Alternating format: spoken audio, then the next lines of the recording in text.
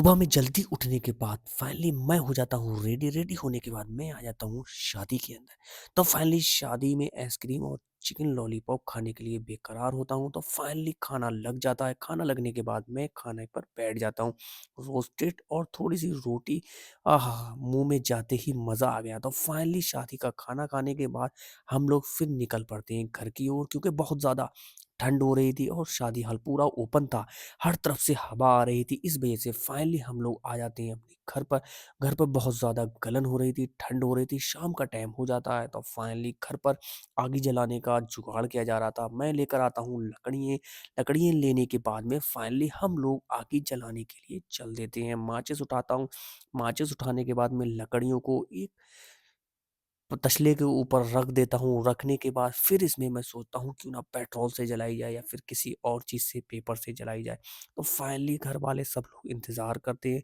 हमारी मुन्नी भी देख-देख कर इंतज़ार करती है। तो फाइनली एक कट्टा लाता हूँ। कट्टा लाने के बाद में पापा कट्टे में आग लगा देते हैं। मुन्नी हमारी लुक-लुक कर देख रही है कि आग जली नहीं जली, क्योंकि ठंड में एकमात्र आग ही सहारा होता है। आग जलती है। आग जलने के बाद थोड़े से हाथ सेक लिए जाते हैं तो मज़ा ही आ जाता है।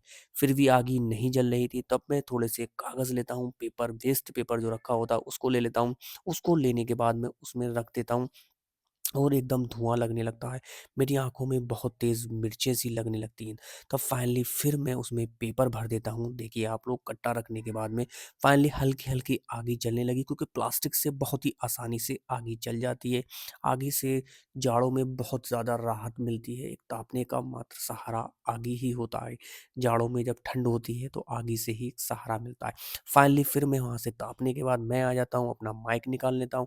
माइक निकालने के लिए मैं वीडियो रिकॉर्डिंग करने के लिए फाइनली रेडी हो जाता हूँ, माइक निकालता हूँ। मैंने डिजिटेक का माइक ले रखा, मैं इसे रिकॉर्डिंग करने के लिए रेडी हो जाता हूँ। फाइनली आप लोगों को वीडियो कैसी लगी कमेंट बॉक्स में कमेंट करें। वीडियो को ज़्यादा से ज़्यादा